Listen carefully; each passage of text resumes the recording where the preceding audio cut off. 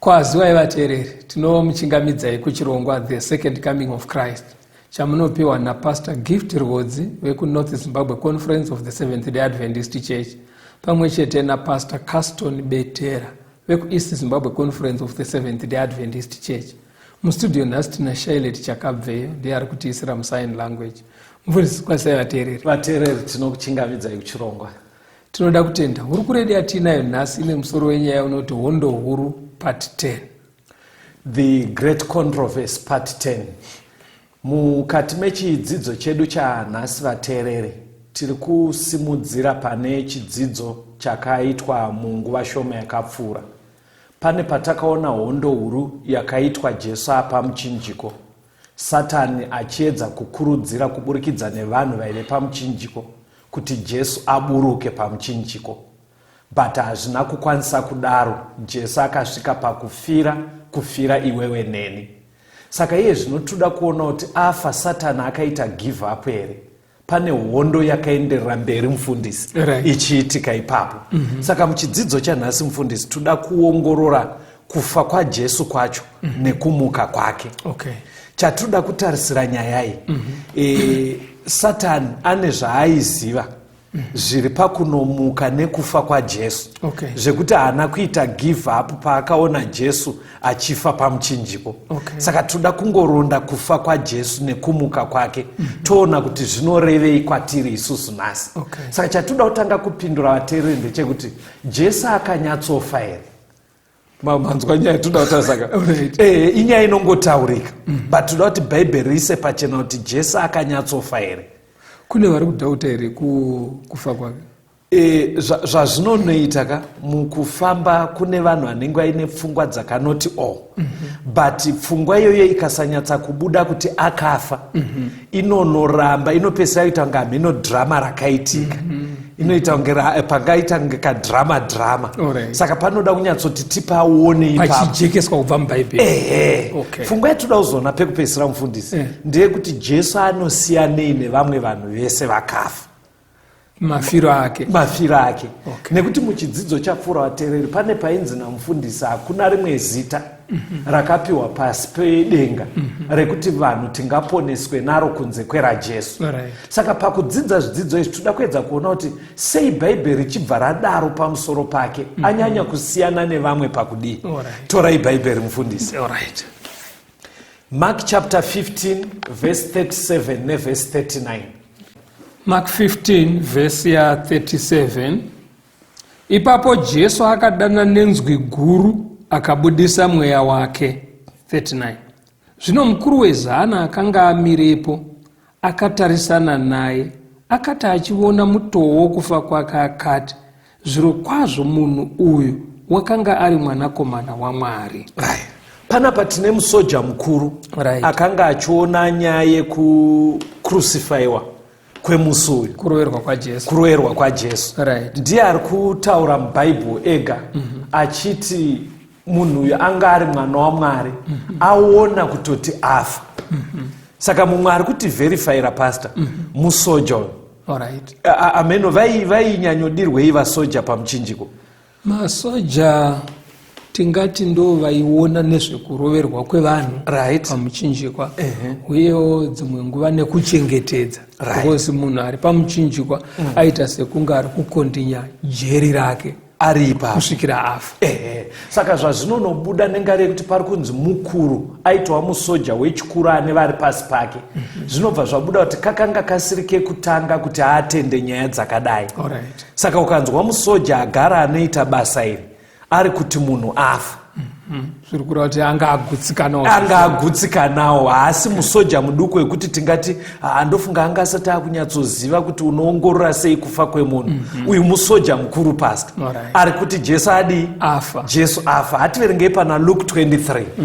Luke 23 verse 47 kusvika pa49. Luke 23 kubva pa47. Ipapo mukuru wezana wakati aona zvaitwa akarumbidza Mwari achiti, zvirokwazvo munhu uyu wakanga akarurama. Vazhinji vose vakanga vakaungana kuzoona izvozvo vakati vaona zvaitwa vakadzoka vachirova zvipfuwa zvavo. Navazikani vake vose navakadzi vaimutevera vachibva Garireya vakamira kure vachiona izvozvo.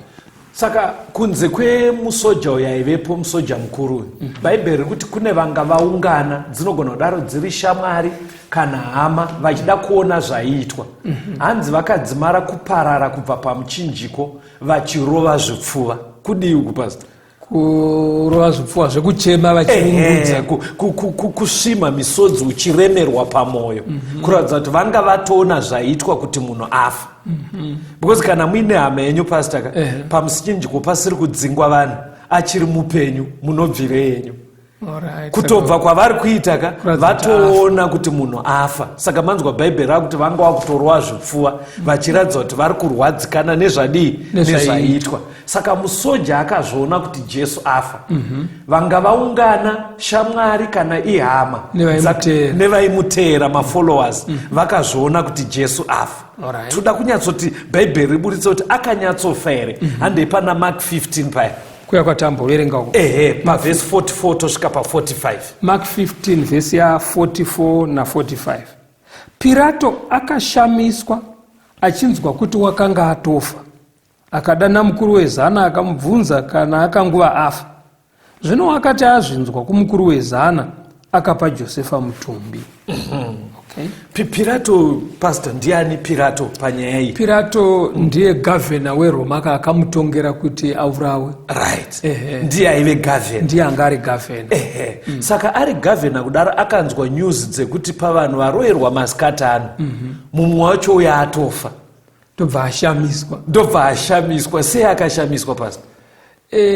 Chakashamisa ndechekuti vanodudzira zvinhu izvi vanoti nzira yekufa pamuchinjikwa yaive nzira yairwadzisa vanhu zvakanyanya.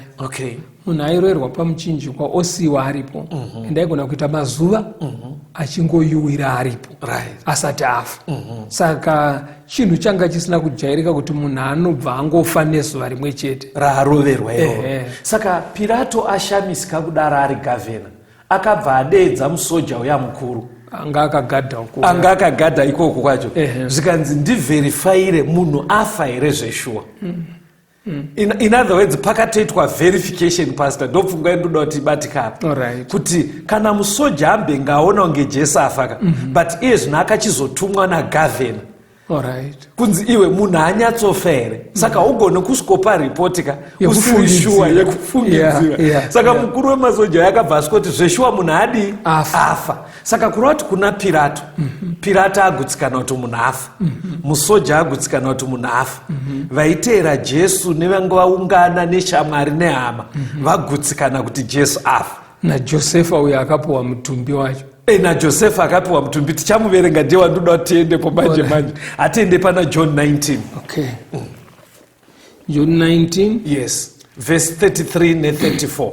Verse ya 33. John 19 verse 33. Asi vakati vachisvika kuna Jesu vachiona kuti watofa hake, havana kuvhuna makumbo ake, asi mumwe murwi wakabaya rutivi rwake nepfumo pakarepo ropa nemvura zvikabuda. Saka masoja asvika pamuchinjiko vaida kuita sei apa pastor, because tajamba ndima dziri kumashure. Right. Zvaiitika ndezvekuti kana munhu aroverwa pamuchinjikwa sezvatambonzwa zviya kuti aitora mazuva ari mupenyu. Saka vaJudha vaiti muchinjikwa haufaniri kunge wakamira musi weSabata. Okay. Saka vaiti kana Sabata raakunosvika muchinjikwa wodzurwa worariswa pasi. Okay. Asi kuti munhu uyu asazogone kutiza angari pamuchinjikwa vaipwanya makumbo ake nemaoko. Kana Sabata rapfuura vomisa futi muchinjikwa. Kuti patamuradzika ari pamuchinjiko iye kuri kwekuti abva pamuchinjiko haana kwaanoenda towana aripo makumbo tatyora. Right. Sabata ichipera voturika futi. Saka ndo pamaverenga pasi. Saka pari kunzi varwi vaivepo masoja mairi ndofunga vanga vatumwa nemukuru uya. Right. Pavakachiendapo vakawana Jesu atofa. Vamwe vairi vaya vasati vafa ndobva vachikora makumbo evairi vaya. Saka zviri kubva zvaisa pachena kuti Jesu anga atofa. But mupfungwa dzangu ini ndangofungawo pane mumwe musoja ari kunzi akatora pfumo kwakubaya nepano pachipfuva paJesu apo. Ndofunga mupfungwa dzangu ndafunga kuti pamwe aifunga kuti munhu uyu kwayo hazvina kujairika kuti munhu afe ne1 day. Arida kunyepera ungafa kuti tikamudzikisa otiza. Saka akabva abaya zvekuti kana ungori mupenyu unobva kuti yowe kana kuti saka zvekuti dai Jesu aive mupenyu irori pfumo rakamubaya futi raifana kubva ramupedzisa pasi. Saka zvinobva zvasiya pasina doubt yekuti Jesu anga atofa. Right. Handepe pamwe pamberi pastor. Tiverenge tinzwe pana Luke 23 verse 50 kusvika pa56. Luka 23 kubva paverse 50. Zvino kwakanga kuno mumwe wainzi Josefa, mumwe wamakurukota, murume wakanaka wakarurama. Iye akanga asina kutenderana navo pakurangana nokuita kwavo. Waiva weArimatea, guta ravaJudha. Akanga achimirira ushe hwaMwari. Iye akaenda kuna Pirato akandokumbira mutumbi waJesu. Akauburutsa, akauputira nomucheka, akauisa mubwiropo kakanga hwakacherwa pabwe makanga musina kumbovigwa munhu. Waiva musi wokugadzirira, Sabata rodo kutanga. Navakadzi vakanga vauya naye vachibva Garireya vakavatevera, vakaona bwiro nomuisirwo womutumbi wake, vakadzoka vakagadzira zvinonhuhwira namafuta, vakazorora nomusi weSabata vachiteerera murayiro. Saka panapa tikuona Jesu afa kuti shamwari dzake nevazikanwi vake vaaifamba navo ndo vakaarenja burial yake. Ana Josefa vari kutaurwa nevakadzi vari kutaurwa vaya. Pfungwa yandiri kuda apa pastor ndeyekuti imimi mukanzi mafa nekuti ndinoita nemi tiri muno mustudio handiti, but ndozvoona kuti muchiri mupenyu. Okay. Andife ndakaprocessa kuti muvigwe. Ndingatodileya ndingatodileya kuti nditsvage weye kuti hameno kuti muende somewhere. Saka ukaona shamwari dziri kuarrange burial yaJesu vari kutoradza kuti vagutsikana because haungade kufushira shamwari yako iwo uchiona kuti achiri kufema. Saka izvozvo zvega zvekuti ishamwari dzakaronga kuvigwa kwake nekukumbira permission yekuti avigwe zvinoisa pachena pasi kuti Jesu anga anyatsofa. Zvinoisa pachena. Pane mumwe murume wandoda kuti muverenge pana John 19 anouya ipapo futi pakuvigwa kwaJesu. John 19 verse 38 kusvika pa42. John 19 verse 38. Shure kwaizvozvo Josefa weArimatea waiva mudzidzi waJesu, asi chinyararire nokutya vaJudha, wakakumbira kuna Pirato kuti abvise mutumbi waJesu. Pirato akamutendera. Ipapo akauya akabvisa mutumbi wake. NaNikodhimowo, iye wakambouya kwaari pakutanga usiku, wakauya aine mura nearosi zvakavhenganiswa mapaundi anenge 100. Ipapo vakatora mutumbi waJesu vakauputira nemicheka pamwe chete nezvinonhuhwira sezvinoita vaJudha pakuviga kwavo. Panzvimbo iyo paakaroverwa pamuchinjikwa pakanga pano munda. Mumunda imomo maiva naubwiro butsva, makanga musina kumboiswa munhu. Zvino vakaisa Jesu ipapo, zvawakanga uri musi wokugadzirira kwavaJudha nokuti bwiro bwakanga buri pedyo. Pane imwe pfungwa yawedzerwa panzi naNicodemus aivepo. Right. But pfungwa yandandiri kunyanyoda kuti vateereri vanzwe ndeye kutonyatsoti bhodhi yakaendeswa kuguva. Alright. Yaputirwa bhodhi yakaendeswa kuguva. But kuputira kuye kwamuri kutsanangura kwe. Ameno vateereri pane kumwe nzvimbo dzepasi pano dzekuti kukamboita chirwere anonzi ma-infectious disease. Zvinotapukira zviya izvi. Chirwere chandakaona chinonyanyonzarwa iEbola. Chinomboitika kunyika dziri kumusoroko. Munhu anenge afa nechirwere ichocho anoita kuputirwa. Kwatingati kurepa. Saka ndotsika yaitwa pachiJudha kana munhu afa waiputirwa. Saka Josefa naNicodemus neshamwari dzaJesu havaigona kuputira munhu zvakadareyo vachiona kuti mupenyu. Mune makutomuuraya haazofeme. Saka kuputira kwavari kuita nekunoisa kuguva chaiko zviri kuisa pachena kuti Jesu akanyatsofa vateereri. Ndopfungwa yataida kuti tibate pasegmendi inei. Rambai makateerera touya toenderera mberi. Ndiri kufunga nekunaka kwenyika, iyo ndichasvika kowira. Netsitsi ndichamira namuponesi, ndichawa nenyeredzi here. Ndichawa nenyeredzi here. Chiremba mumane ruzuwa rovira. Tomuka ndaponeswa towe kumusha, ndichawa nenyeredzi here. Musimba ratenzi ndoda kunamata, siweze muwani wemweya. Nyeredzi yekupenya ingawe yangu, pamusi unotisa kwazvo. Ndichawa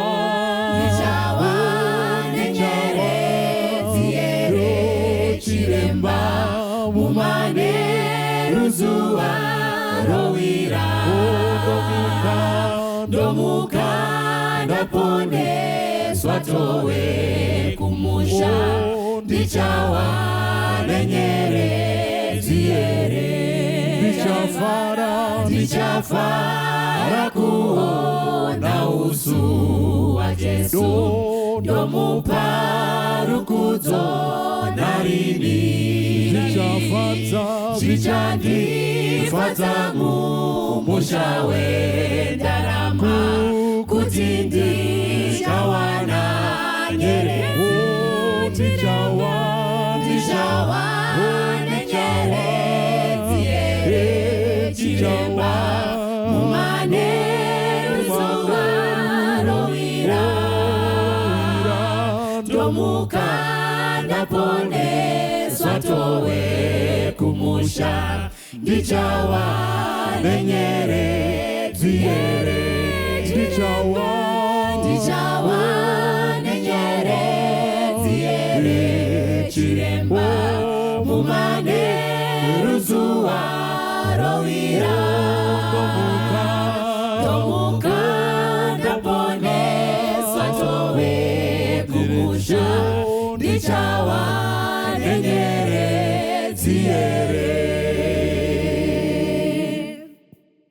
Tinomuchingamidzai zvakare vateereri, tichienderera mberi nehurukuro yedu. Hondo huru part 10. Taona kuti Jesu akanyatsofa. Ipapo sofa hapana problem goma. But ndofunga munoziva kutaura kweBhaibheri kuti dambudziko riri panyika panapa. Mwari anga akadhizaina kuti tirarame nekusingaperi. Ndourongwa hwaive nahwo kubva pakutanga. Satani paarunzira chitema ndozvamisa zano iroro. Kwakabva kwaita rufu. Saka chimwe chinobhostwa nacho naSatani ndechekuda kumeka sure kuti hapana anobuda parufu. Saka muri kuona pakuti Jesu anyatsofa here, hatisi kukurumidza kuona hondo yacho. Hapasi kunyatsobuda hondo yacho. Kuti hondo yacho iri papi. Ipapa haana problem. hondo yaipa kuti dai aburuka pamuchinjiko arega kufira vanhu kuti zano ribva but parakafeila zvekuti Jesu anyatsofa Satani anga asina problem. Okay. But aiziva kuti Mwari ragara izano rake kuti vanhu vararame. Okay. Ndofunga ndo zvainga mukomanawo. But kana afaka chinhu chitori more serious kuprevenda kuti ararame futi. Alright. Because ndo pachaita vanhu guarantee yekuti vanogona kuzorarama. Because mhando yedu panyika pana pastor kuti achokwadi rufu. Alright. Bible rinototaura kuti mhando yekupedzisira ichaparadzwa rufu. Zvekuti Satani anotoziva kuti as long pasina solution yawanikwa parufu zveshuwa ndiye akabata matongo. Saka ndo nyaya yanga akutya kuti Jesu afa ipapo pari right. But pekuti awane futi upenyu iye ambofa kuti amuke ndo paanga akuchimira chaizvo kuti adzirire ipapo. Chinzwai hondo yacho matangira inoita pana Mateo 28 verse 13. Mateo 28 pa13 vachiti, taurai muchiti, vadzidzi vake vakauya usiku vakamuba, isu tivete. Tatangira pamberi but Jesu anga atomuka. Alright. Saka Satani apinda muvakuru vevaJudha. Vanzwa kuti hazvina umira mushe munhu adi amuka uko. Ndo pavaenda kuvairinda masoja anga akarinda kuguva. Zvikanzi zvomotoita panapa tokupai mari yefuti hanzi tinokupai mari yekuti musazvitaura yepfumba muromo chifambai muchitaura kuti vadzidzi vake vakamuba. Because chaisadiwa kuti amuka iye chaiye kuti dhana kufamba vaida kutoti zvinzi mutumbi wakafa ndo wabiwa. Iye kuti aita upenyu pfungwa iyoyo yaisadiwa naSatani. But onai zvavaivamboita marumwe zuro achona uyu munhu asati avigwa. Okay. Pana Matthew 27 verse 64. Mateo 27 pa 64 vanga vamboti kudii? Saka rayirai kuti bwiro bwichengetwe kusvikira pazuva retatu, kuti vadzidzi varege kuuya kumuba vagoti kuvanhu wakamutswa kuvakafa, kurasika kwokupedzisira kukapfuura kwokutanga. Muri kuona kuti Satani aitya pastor ari kufanira kugadzirira nhema dzake. Hani mazonaka hanzi because vanhu vangasvikomuba vadzidzi because iye aitonyatsoziva kuti uyu munhu anomuka. But kuti nyaya yacho ifanira kugadziririka tichiri kunoku kuFriday. Zvikanzi zvomuita katokumbira isai masoja. Mukanoisa masoja akachengetaka hatidi kuti zvizonzi bhodhi yehameno zvaitika. Otherwise hondo yese yatarwa apa haibatsiri kanaka akashayikwa bhodhi yake. Paari kuti kurashika kwekutanga vari kuti kudiapo kuti kurasika kwavari kuti iwo kugashirwa kwanga kwaitwa Jesu kwakuri kurasika kubva patsika dzechiJudha. Saka kutobuda pane zvavakanga vakajaira ivo. Saka vari kuti vanhu vatorasiswa ipapo vabviswa pakanamatiro kedu isusu kechiJudha. Saka ari kuti Jesu akachizomuka manje zvinobva zvatonyanya vanhu vedu havazodzoke manje. Saka ndo zvazviri nanhasi vateereri. Nyaya yekumuka kwaJesu tikanyatsa kuibata, Satani atotinyatsozva kuti kutaura chokwadi tinenge tatoenda kuna Jesu. Hatizodzokere kwaari, zvine zvazvinotoreva. Ngationei pastor pana John 20 verse 7 neverse 9. John 20 verse 7 neverse 9. Nomucheka muduku wakanga uri mumusoro wake, usati uri kune imwe micheka, asi wakapetwa uri pawo woga. Verse 9. Nokuti vakanga vachigere kunzwisa rugwaro runoti unofanira kumuka kuvakafa. Vadzidzi vanga vaenda paguva paJesu. Saka manga musina mutumbi. But Bible rati vakabva vaona mucheka wakapetwa zvakanaka. Uya micheka yekumbomonera iya. Right. Yenge yakamuvhara iya.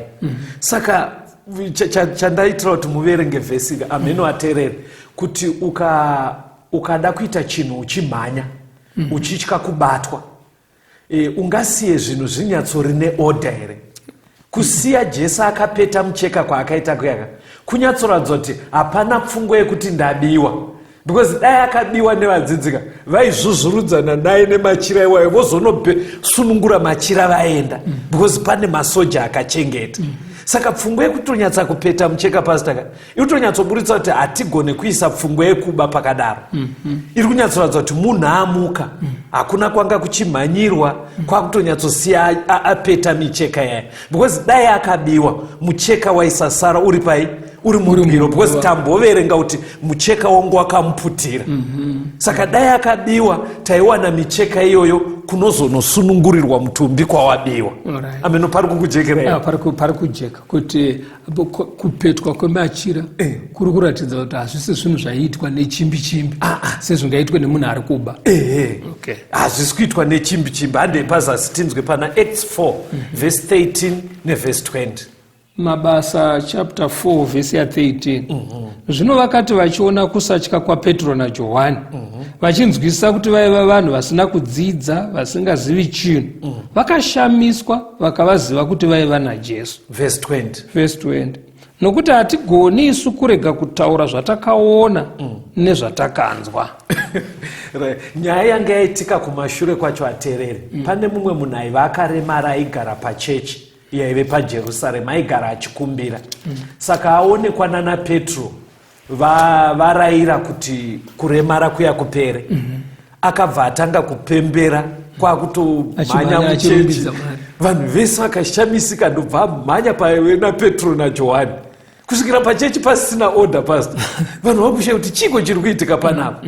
Zvadaro paya ndobva hanzi kwenimi muri kuya kwatiri sekunge taita nesimba redu sei. Isimba raJesu yaakaroverwa akamuka kuvakafa. Saka vakuru vevaJudha vaive kuronga nyaya yekuti isai masoja, vaive kuti tokupai mari yepfumba muromo.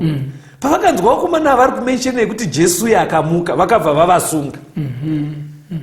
Ndobva vaenda kuti vavarambidze kutaura izvozvo. Saka mangwana acho manje ndopavadzoka manje. Hanzi vakuru vachiongorora Petro naJohani, hanzi vakashamisika zvivindi zvacho zvavaive nazvo. Handobva unyatsona kuti vakomana ava havasiite zvivindi zvakadai. Ivo vaakuchibvunzwa zvikanzi nyaya iyi yamuri kutisungira hatisi kuzoinyarara, because hatigone kunyarara nyaya yatakaona. Chii chiri kuitika pasi panapa? Pari kuburitsa pachena ndivana Peter vari kuburitsawo pachena kuti zvishuwa Jesu takamuona achifa, tikamuona achimuka. Saka tiri kutotaura zvatakaona. Iye munhu haubva waita nharo zvekubuda tsinga pastor nyaya yekunyepa. Nyaya unogona kungoinyepa-nyepa but kana yasvika pakukuruwa nekunovharirwa kujerika unogona kuzoti handaanjitambani. But ndozvatoshamisa ava, because avaifunga kuti varume havachazoti uyasore. Saka hanzi vakatoshamisika zvivindi zvacho kuti shuwa vari kutomirira nyaya yekuti Jesu akamuka kuita zvinhu zvakadaro. They were very certain kuti Jesu akamuka to the extent yekutonovharirwa kujeri. Ende vari kutoti hatisi kuzonyarara, because haisi nyaya yatakaudzwa, inyaya yatakazvionera nemaziso edu yekuti kudii, yekuti Jesu akamuka. Hatifambei pamberi pastor. Handei pana Mabasa 1 verse 21 na 22. Mabasa chitsauko 1 verse 21. Zvino pakati pavarume vaivungana nesu nguva yose, Ishe Jesu yaakapinda nokubuda nayo pakati pedu, kutanga pakubhabhatidza kwaJohani kusvikira pazuva raakabva kwatiri achikwidzwa. Mumwe wavo unofanira kuva chapupu chokumuka kwake pamwe chete nesu. Vanga vakutsvaga munhu anoreplacea Judas. Handitika? But Petro paari kutaura apa akaungana nevamwe. Munhu iyeye vaida kuti ave chapupu chei pastor? Kupupura kuti Jesu akafa akamuka. Ayo, ingodzokerai pavhesi iro, pane zvanyanyotsimbidzirwa pana Mabasa 1 verse 22. Sorry yenyu pastor. It's fine. Ingoitsvagai munzwe. Toda kunzwa kuti chavainyanyodira munhu uyu chii. Zvino pakati pavarume vaiungana nesu nguva yose, Ishe Jesu yaakapinda nokubuda nayo pakati pedu, kutanga pakubhabhatidza kwaJohani kusvikira pazuva raakabva kwatiri achikwidzwa. Mumwe wavo unofanira kuva chapupu chokumuka kwake pamwe chete nesu. Hanzi chapupu chei? Chekumuka kwaJesu. Ndofanira ndichinewa. Saka pavanga vakutsvaga replacement, criteria yacho yakaiswa pamberi pevanhu vese. Hanzi toda munhu akatanga nesu kubvira mazuva abhabhatidzwa Jesu. ndofunga dzanga dzatova about 3.5 years before. Zvikanzi akafamba nese akaona zvese zvaitwa nani naJesu kusvikira Jesu achisvika pakuurayiwa. But tikuda munhu anoziva futi akaona Jesu akuenda kudenga achikwidzwa. Chatiri kunyanyodira munhu kana tadzokera kuita nhambe yedu 12 toda kuti agovawo chapupu pamwe chete nesu chekumuka kwaJesu. Ani mazonaka. Saka vateereri muri kuona here kuti vadzidzi vaisagona kuti vaite meeting yekuzvinyepera amero mukudzodza kuti hamugone kucheya meeting yamuri kuzvinyepera kuti Jesu akamuka moti guys nyaya yataunganira panapa toda kutsvaga mumwe munhu anofambawo nesu achipupura iyi nyaya yabva mukuitika yekumuka kwaJesu. Imunotoziva kuti nyaya yacho haina kuitika. Saka izvozvo hazviratidze kuti pfungwa dzichiri right. Saka zvavaita izvi zvinobva zviri kuramba zvichitsimbidzira pastor kuti Jesu akanyatsa kumuka. Ndo nyaya yaisadiwa naSatani. Ko vaKorinde Pauro anoti kudiwo endai pana vaKorinde mozotaura zvamuda kutaura chapter 15 verse 6. 1 vaKorinde 15 pavhesi ya6. Yes. Ipapo akazviratidza kuhama dzinopfuura 500 kamwe. Vazhinji vavo vapenyu kusvikira zvino, asi vamwe vavata. Ruri kuti indima ipasta Panapa pari kunzi mushure mekumuka kwake Jesu akaonekwa nevanhu vanodarika 500. Ende pakanyorwa tsamba inapo kuvaKorinde vamwe vazhinji vevanhu ava vakamuona pa500 ava vanga vachitori vapenyu. Vanga vachiri vapenyu. Ko vari kunzi vamwe vavata kuti vamwe vacho vakamuona vakatozofa. By time iri kunyorwa tsamba vanga vatofa. Toda kutenda. Saka Paul ari kuti inini kakunyatsa kumuonako keresurrection ako ipapapo ndiexcuse imbichana. Asi tine vanhu nhasi vachiri kurarama. Ndipo ari kutaura mawitness enyaya iyi. Ana Kefas kuri ana Peter anga atovataura kuti vakamuona. Zvikanzi besides vaapostora tine vamwe vanotosvika 500 ende vamwe vacho vachiri vapenyu. Kana muchida kuverifyai kuti akamuka. Pastor, nyaya yekumuka kwaJesu iri kuramba ichitaurwa navarume. Muri kuona chairi kunosiyanisa. Imi makambotaura mumwe sekuru wenyu pamainzwa achiteketera manzi vainzwa amutandwa apene ndakambokudzwa vitaura izvozvoga zviri kubva zvaneisa Jesu kurutivi. Ana amutandwa vana sekuru vedu akafa nemadziteteguru vari kubva vanoenda rutivi rwavo. Saka idzo ndima dzatiri kuerenga dziri kubva dzatonoburitsa kuti pfungwa yekuti aiwa zvechechi munhu anosarudza nzira yaanoda inomusvitsa kuna Mwari. Vechechiwo munoda Jesu isitoita chivanhu chedu nemadziteteguru. Because dambudziko rine munhu wese pastor angava anozviti ndewechivanhu kana wechirungu kana wekupi irufu pastor. Unoziva kuti pauri kutaura kune kumwe kutaura kunoti iko Jesu mudzimu wevarungu. Ani mazona manje imimi munoda kuti tinonamata mudzimu wevarungu. But ndiri kuona manje pahurukuro yako yauri kutaura iyi kuti mudzimu kwatiri tichiti ndevakafa vedu. But Jesu hatigone kumuisa kudivi remudzimu nda akamuka. Matsanangura zvakanaka. Izvozvo zvega zvinobva zvanoratidza kuti but dai kuri kuti nyaya yekunamata nekupira ndeyekungoti tiwane sadza nebasa nekuroora zveshuwa taigona kuramba tichingoti tichikurudzira vanhu kuti ita zvinokuitira as long zvakupa mari. But dambudziko rine vanhu vese panyika vavateereri inyaya yerufu.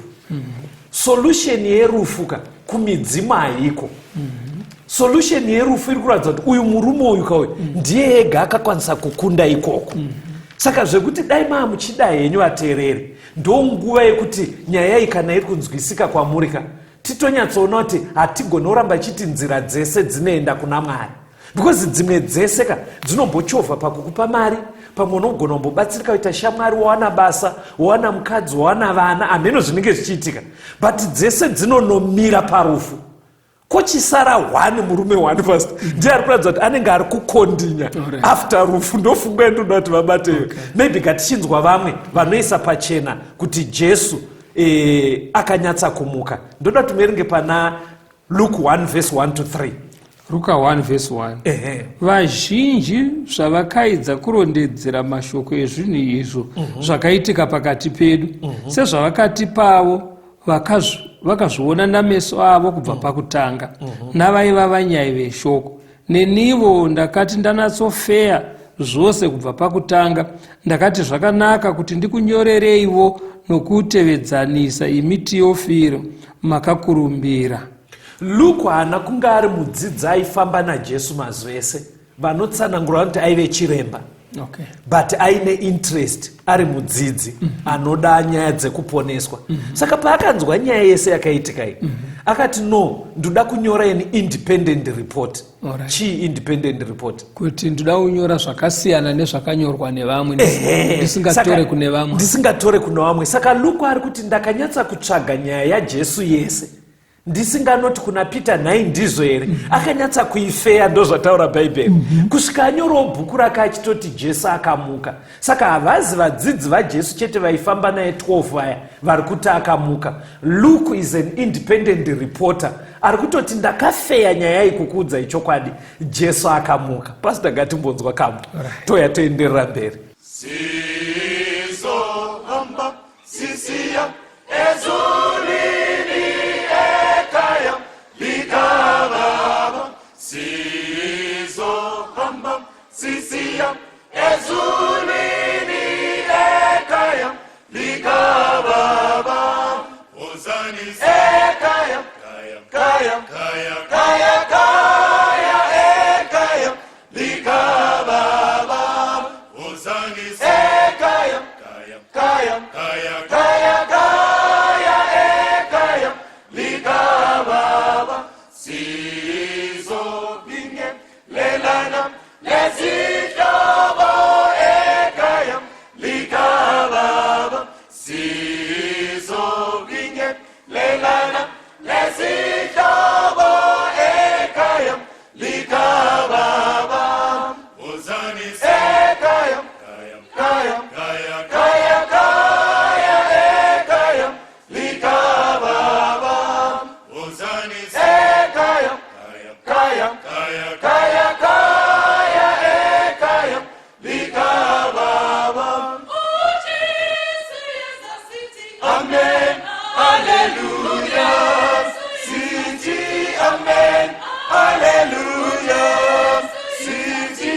Amen. Hallelujah. City. Amen. Hallelujah. Amen. Amen. Amen. Amen. Amen. Amen. Sobonana lezihlobo ezulwini likababa. Sohlabelelu. Hallelujah. Sohlabelelu. Hallelujah. Sizonyathele magumeni egolide ekaya likababa.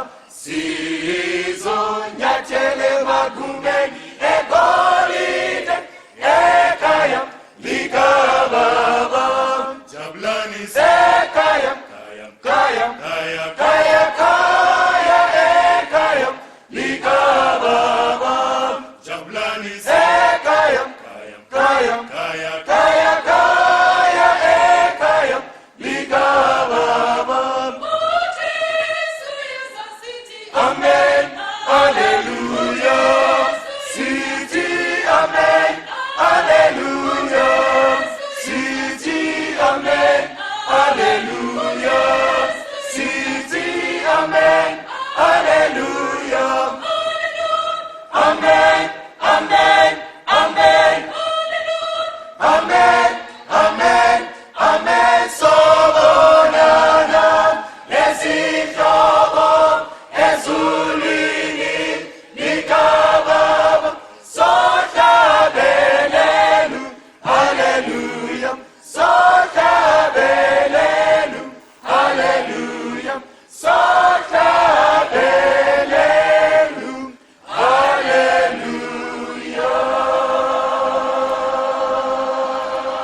Tinomuchingamidza yavateereri, tiri kuenderera mberi nehurukuro yedu, wondo huru part 10. Saka tatauda kuita mufundisi.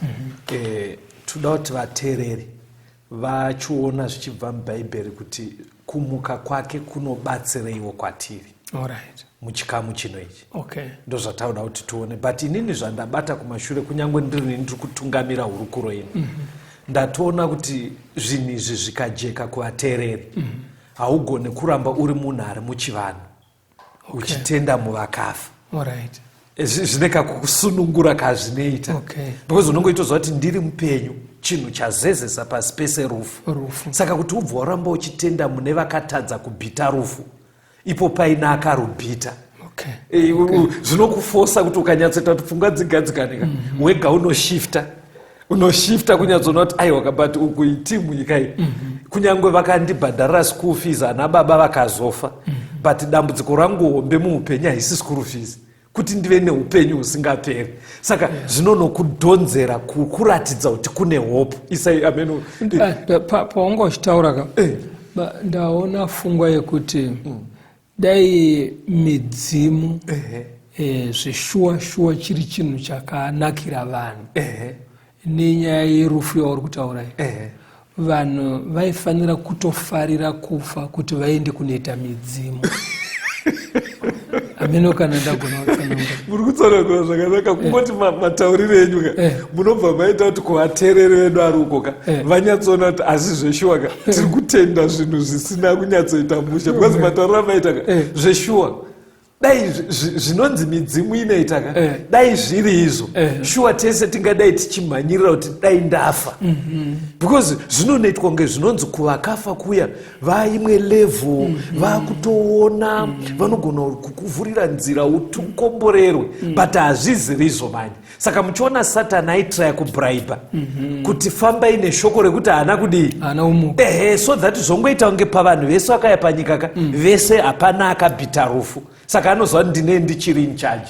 Zveshuwa vanhu vaMwari ngatitendei muna Jesu akakunda rufu. Right, nyaya yekutenda kuti vakafa vanomuka, Jesu asati auya yaiveko here? Hebrews, endai kubhuku raHebrews 11 verse 17 to 19. Hebrews 11 verse ya 17. Nokutenda Abrahama achiidzwa wakabayira Isaka, iye wakanga agamuchira kwazvo zvipikirwa, wakanga achibayira mwana wake wakaberekwa mumwe woga, iye wakanga avudzwa zvichinzi muna Isaka vana vako vachatumidzwa. Nokuti wakati Mwari unogona kumutsa munhu kunyange kuvakafa, ndipapo kana tichitaura nomufananidzo paakamudzoserwa. Mapanzo akapa. Abraham angaudzwa kunzi muna Isaac ndo muchabuda dzinza revana vako. But Mwari ndobva auya futi akati bayira Isaka afe. Saka zvakabva zvanetsa mai, ende pari kunzibayira pachoka Isaka anga asati atorora. Dai kuti zviri kunzarwa patotanga dzinza anga asati aroora. Ngasati. Saka Abraham aitenda zvinotaurwa naMwari. Right. Aive nefaith. Aiti Mwari akandiudza kuti muna Isaac ndo muchabva dzinza. Asi Mwari iye futi anditi bayira Isaac. Alright. Saka Bhaibheri rabva rati akabva atenda kuti Mwari ane simba rekumutsa vanhu kuvakafa. Chii chiri kuitika pasi? Panapa pari kubuda kudayo. Mwari ndiye akamuvimbisa kuti iwe uchaita rudzi rukuru ruchabva nekwauri, asi ruchibuda nemuna Isaka. Yes. Isaka wachiye ndiye ari kunzi asati atomborora onzi chimuuraya umuite chipiriso. Saka iye akaenda kugomo kunouraya Isaac. Right. Hanzi mupfungwa make akati ndiri kunomuuraya ndomupisa paaritari, kana ndapedza rusando irworworo Mwari achamumutsa ndodzokera naye kumba kuti agozonotanga rudzi rwataura. Saka ndovaruti ndosaka zviri kunzi ipapo nekuita ikoko tinototi akamuuraya akamupiwa futi. Ndizvozvo manzwi here patava nebhaibheri unzi Abrahama akati Mwari ane simba rekumutsa munhu kuvakafa. Mapanzwa here vateereri, ngandidzokorore ibvai mazvibata zvinhu izvi vateereri vaweduwe. Mwari ane simba rekumutsa munhu kuvakafa.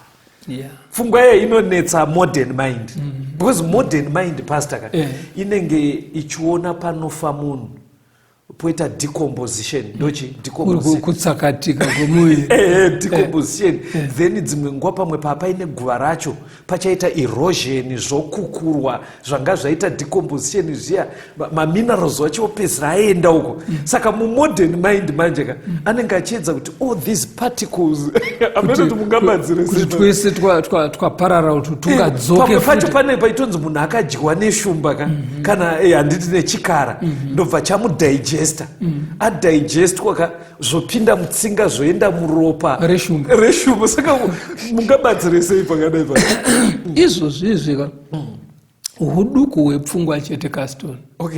Vanhu vaive nepfungwa dzakapinza sedzana Abrahamu vaigara vachinzwisa kuti Mwari muhombe uyu.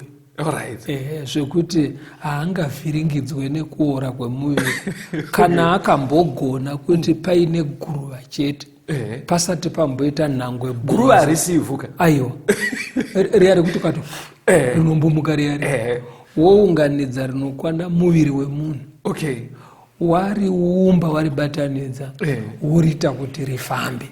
In fact bhaibheri kuna hebheri kokaka rinototi zvinhu zvatinoona zvinobatika izvi zvakaitwa from nothing. Kana Mwari akagona kuzvidedza kwazvakanga kuti zvibve kwazvakanga zvisiri zvakabva kwazvakanga zvisiri zvikavapo. Mwari ane simba rekumutsa vanhu kuvakafa, ane simba iroro. Saka ndangoti titarise kuseruko ngatichionai mberi Mabasa 17 verse 3 verse 18 neverse 32. Mabasa 17 verse ya 3 achivazarurira nokuvazivisa kuti Kristu waifanira kutambudzika nokumuka kuvakafa uye kuti Jesu uyu wandinokuparidzirai ndiye Kristu. Verse 18. Zvino vamwe vakachenjera vavaepikuro navastoiko vakaita nharo naye, vamwe vachiti ko uyu mutauri wezvisina maturo unoda kureveiko? Vamwezve vakati unenge muparidzi wavamwari vasingazikamwi nokuti wakavaparidzira Jesu nokumuka kwavakafa. Verse 32. Verse ya 32. Zvino vakati vachinzwa zvokumuka kwavakafa vamwe vakaseka, asi vamwe vakati tichazokunzwazve pamusoro paizvozvo. Mukuzwa ndo nyaya yaifamba naPauro paaiparidza. In fact ukadzidza bhaibheri pastor rinotoita kunge zvinonzi nyaya yeresurrection chinhu chitori pazvinhu zvinofana kuparidzwa. Ndo zvaiparidzana Pauro. Mukaona kuti sei vamwe havaseka here pastor? Because pfungwa yekuti vakafa vachamutsaka inonodyara pfungwa dzako kuti dzive conscious kuti saka parufu nyaya haina kupera. Because muchaona kune vanhu ezvino vanorarama vachiti after all we die. Ameno kana makambosangana nestatement iyo anogona kurarama agoita unzenza agoita zvese zvekuti munoti munhu zvazodai sei because chiri kumudarisoka ari kungoona upenyu iri just a chance iyo inongopera panofa rufu zvatopera. Saka anenge achiti after all I have to enjoy my days. Saka muri kunzwa vakaseka but vamwe vacho hana dzaiti rovei because unobva saka kana kuchamutswa vanhu saka makadzi wakakumbira kuti shamari udzoke utaure futi nyaya inyaya yakenge iri nyowani kwavari but imimi vateereri tokumbira kuti nyaya iyi dai manyatsa kuibata sezviri kubuda mubhaibheri. Mabasa 24 verse ya 14 to 16.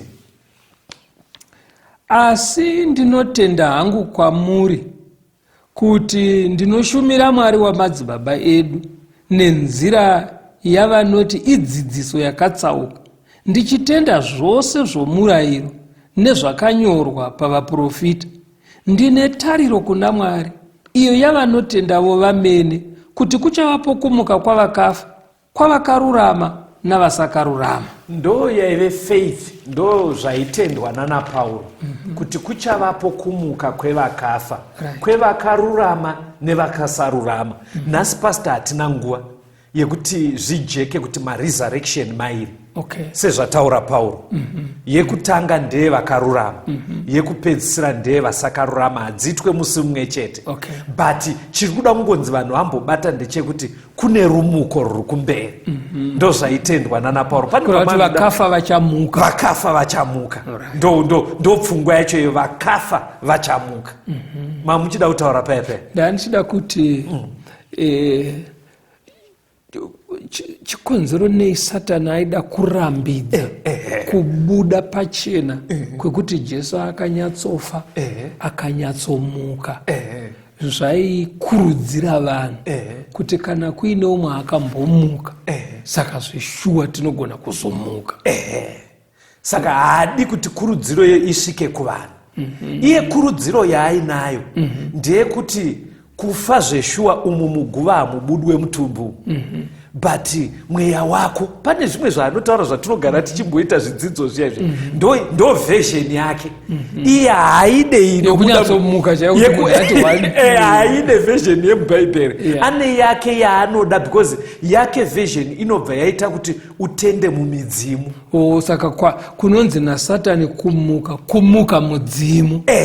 Zvekuti dai akagona kuhwandisa kumuka kwaJesu angadai akatocreata zvimwewo. Saka Satani chaanoti kumuka ndezviya zvekuti mudzimu, zvatinechiti vari kumhepo tionei. But bhaibheri haridzidzise kudaro, riri kutoreva kumuka kwemutumbi chaiko. Verengai munzwe Pauro achitaura nyaya pana mambo chaipo.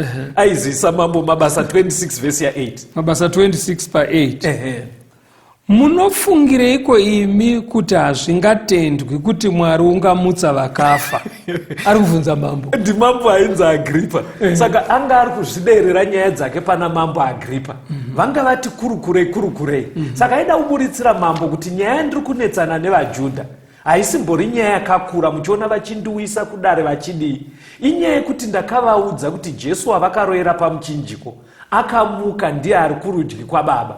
Saka nyaya iyo haivaitire mushe kuti munhu watakauraya akamuka anonzi mupenyu. Zvikanzi mimi mambo munofungirei mimi kuti hazvingaite kuti akafa amuke? Akabva atombosiyana nevo akati ndatowana mukana namambo.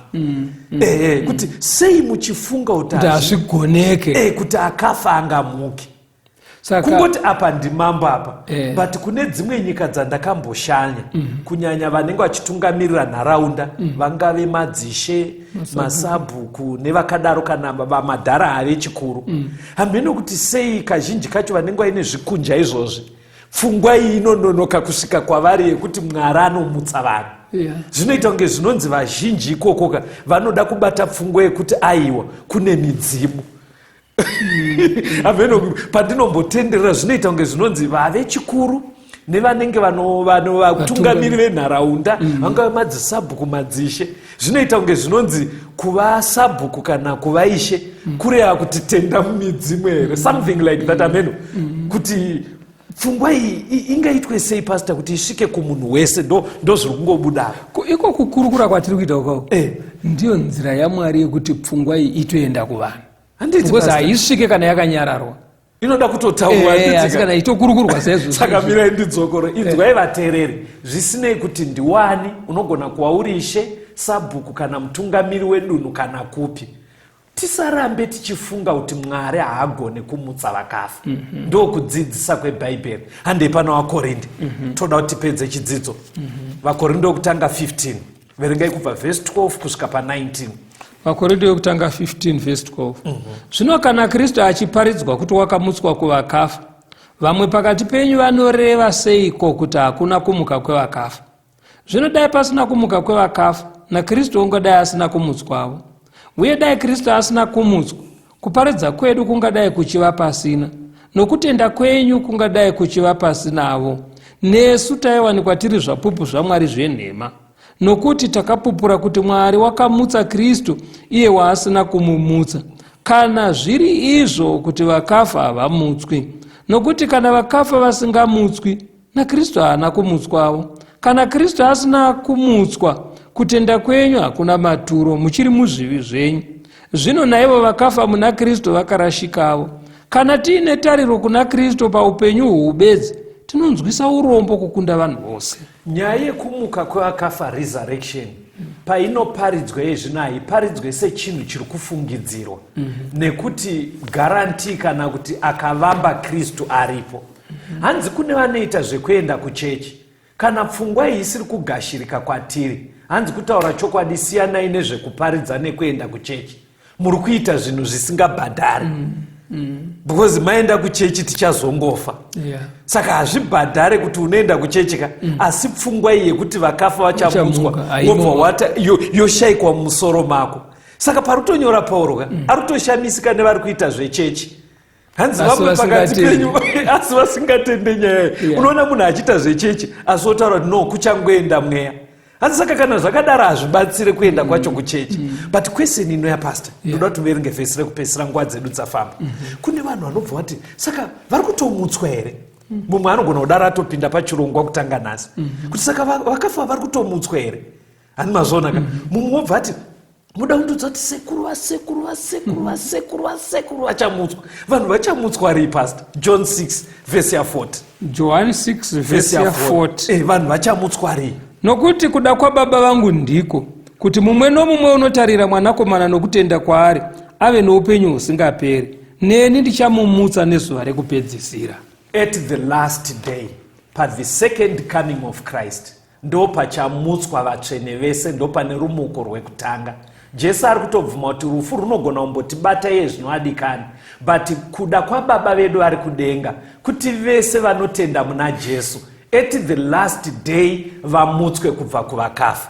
Pastor, taurai nevateereri muvaoneke. Tinotenda vateereri, ngatibatisisei nyaya iyi nekuti ndo chakavanzika chekuponeswa kwedu. Garai muchitozviziva, chero ukaona wanangana nerufu musambovhunduka kana kutyisidzirwa naSatani, nekuti vakafa vachamuka panodzoka Jesu. Mwari ave nemi. Tibatei panhare dzinotevera, tirambe tichikurukura nekubatsirana nemi. 0774 651 181 0774 651 181 kana kuti 0716 452 086 0716 452 086. Mwari vave nemi, tigosangana muchikamu chinotevera.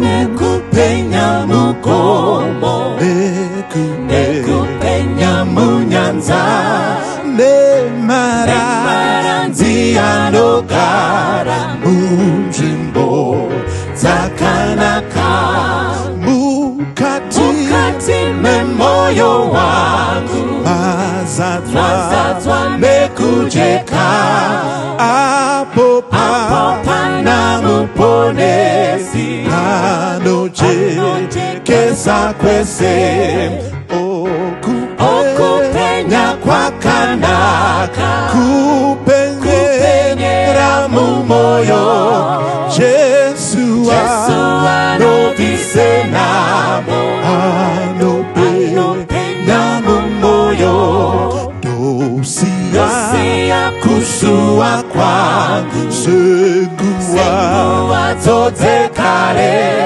ndifukidze nekutenda, undipe nikutenda, kumusha wembiri uyo, makandikadzirira, moyo wangu unotenda, emweya unovuma, okupenya kwakanaka, kupenyera mumoyo, Jesu anobvise namo, anopenya mumoyo,